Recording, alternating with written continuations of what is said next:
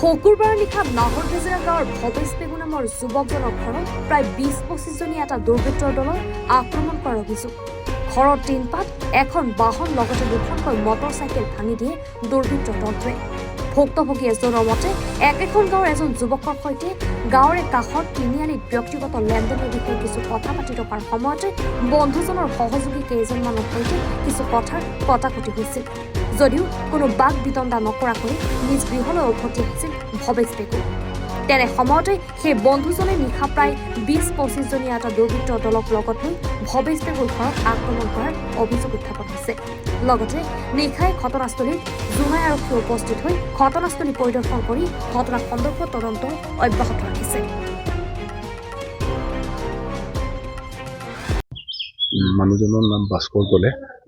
আৰু কথা পাতি ঘৰলৈকে আহি গ'লো। এই ভাস্কৰ দলে পাতি লৈ পিনি মই ঘৰত সোমাই পিনি ধাৰখন ভাঙিলে আৰু বাইক দুখন ভাঙি দিলে। আৰু ৰাইজে কি বিচাৰ কৰিব, আজি ৰাইজে বিচাৰ কৰিম বুলি কৈছে। মই ৰাইজক মাতিছোঁ। লেনদেনৰে কথা আছিলে, অন্যতা নাছিলে। কেইজন মানুহ আহিছে? কেইজন ভাস্কৰ দলে আৰু কৃষ্ণ দলে ২০-২৫জন মান ল'ৰা লৈ আনিছে। মই পলাও নাই, চাই আছো আৰু এইটো শিলগুটি মাৰিছে, চিনা ভাঙিছে, গাড়ীখন ভাঙি দিছে আৰু বাইক দুখন তাত আছে পৰি আছে। এইটো আপুনি ভিডিঅ' লওক। এইটো কালি যোৱাকালিৰ ঘটনাটো এইটো। আৰু কেইটামান বজাত? এইটো প্ৰায় ৯টা-১০টামান বজাত। লেনদেনটো আপুনি পাব লগা লেনদেন?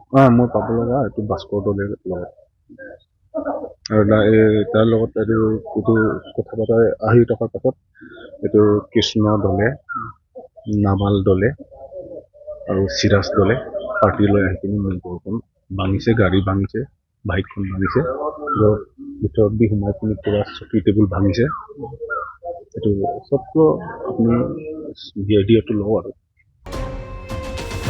জোনাইৰ পৰা মাধুৰ্য প্ৰতিম গগৈৰ ৰিপৰ্ট, এনি ভাৰত 24।